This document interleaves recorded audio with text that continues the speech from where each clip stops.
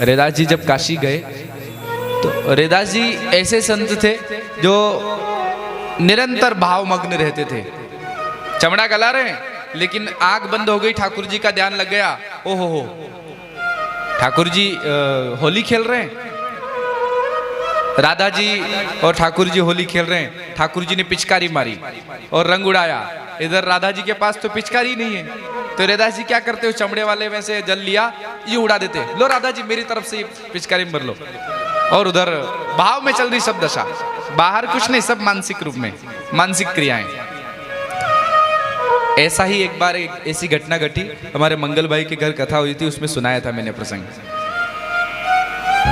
Gokuldham society में।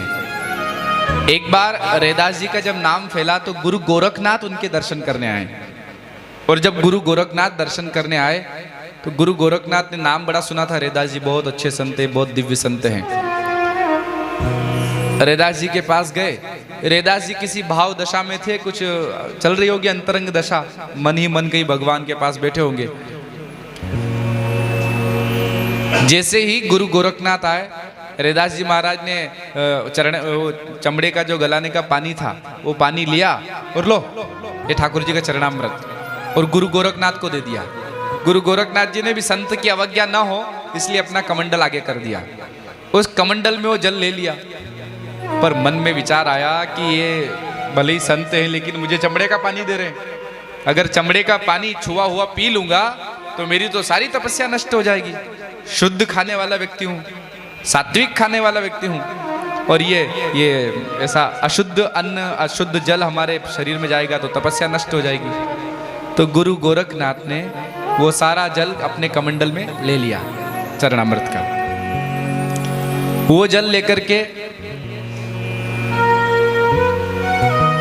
गुरु गोरखनाथ उसी काशी नगरी में रहने वाले समकालीन संत रैदास जी के उसी समय में एक संत हुए कबीरदास जी महाराज, वो भी काशी ही रहते थे मगहर में। कबीरदास जी का दर्शन करने गए कि चलो एक महात्मा के दर्शन कर लिए, दूसरे महात्मा के कर लेते हैं। जब कबीरदास जी के दर्शन करने गए, इन दोनों का सत्संग चल रहा था, तो कबीरदास जी की एक बेटी थी कमाली, एक बेटा था कमाल और एक बेटी थी कमाली।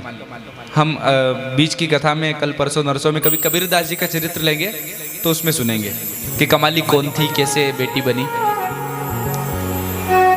कबीरदास जी का और गुरु गोरखनाथ का सत्संग जब चल रहा था तो कमाली आई और उसने कमंडल का जल पी लिया। उसे भी नहीं मालूम कि जल कहाँ का है, बस वो छोटी सी बच्ची थी, उसने वो सारा जल पी लिया। और जो जल पिया तो वो तो रैदास जी महाराज की यूं समझो सारी साधना का फल था, चरणामृत ही था ठाकुर जी का। जल पीते ही ब्रह्म ज्ञान हो गया कमाली को, और ऐसा ब्रह्म ज्ञान हुआ कि कमाली का विवाह हुआ मुल्तान में। मुल्तान एक शहर है, मुल्तान में विवाह हो गया, कमाली अपने ससुराल चली गई। बहुत वर्ष बीत गए, उसके बाद गुरु गोरखनाथ घूमते घूमते घूमते घूमते एक बार मुल्तान चले गए। और मुल्तान गए तो उनका एक नियम था कि जो मेरे खप्पर को अन्न से भर देगा उसी के घर भोजन करूंगा। और गुरु गोरखनाथ का खप्पर जो था वो बड़ा चमत्कारी खप्पर था, उसमें भले आप कुंटलों अन्न डाल दो पर वो भरता नहीं था, ऐसा खप्पर था। कमाली ने सुना कि हमारे मुल्तान में गुरु गोरखनाथ आए हैं, तो अपने पति से कहा स्वामी वो गोरखनाथ महाराज को बुला लो भोजन पर। तो पति ने कहा तो बावरी हो गई, अरे उनके खप्पर को कोई नहीं भर पाता, हम तो सामान्य से लोग हैं, क्या भरेंगे। अरे बोले वो चिंता मत करो, आप बुलाओ तो सही। तो बुलाया गया और गुरु गोरखनाथ जी आए और आकर बैठे कि बेटी तुम जानती हो हम गुरु गोरखनाथ हैं। अब उनको नहीं मालूम था कि ये वही कमाली है, कबीरदास जी की बेटी है, आज विवाह हो गया, यहाँ आ गई, इतनी बड़ी हो गई, वो जानते ही नहीं। बोले मैं मेरा नियम है ये खप्पर को जो भरता है उसके घर भोजन करता हूँ। बोले हाँ बाबा मालूम है। अच्छा ठीक है, तो मेरे खप्पर को भर दो, मैं तुम्हारे घर भोजन कर लूंगा।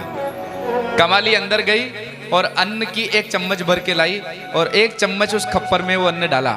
और जैसे ही एक चम्मच भर के खप्पर में अन्न डाला कि वो खप्पर में अन्न इतना भर गया कि उबल करके बाहर गिरने लगा। गुरु गोरखनाथ जी यूं करके देखने लगे, हैं एक चम्मच में खप्पर भर दिया, बाप रे बाप। पूछा बेटी तुम अपना असली परिचय दो, कौन हो तुम? तो कमाली ने कहा बाबा मुझे नहीं पहचाना, मैं कमाली। आपके जो कबीर बाबा जो है ना वो मेरे पिताजी हैं, काशी निवासी आपके मित्र, आपके सखा, वो मेरे पिताजी में उनकी बेटी कमाली हूँ।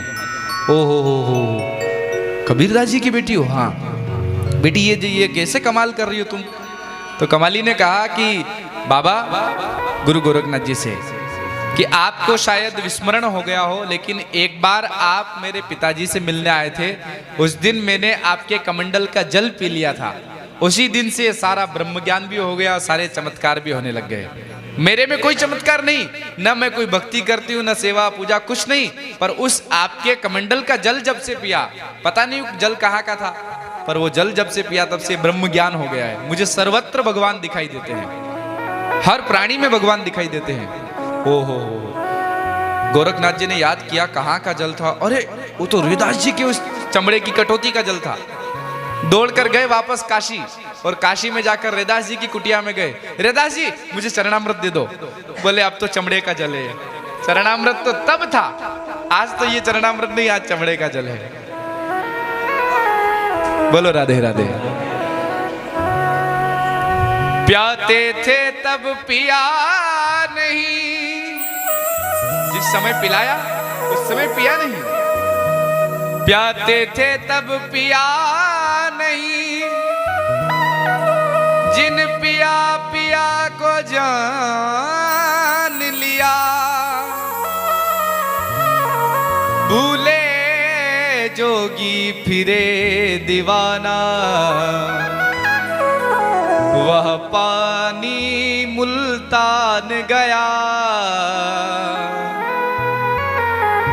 अब वो पानी यहाँ नहीं है, वो पानी मुल्तान गया, वो पानी तो मुल्तान चला गया। प्याते थे तब पिया नहीं, और जिन पिया तो पिया को जान लिया। जिसने पी लिया उसने उस पिया को जान लिया। कमाली ने पिया तो कमाली कमाल करने लग गई। सरकार कब कौन संत किस भाव दशा में बैठा हो, हर संत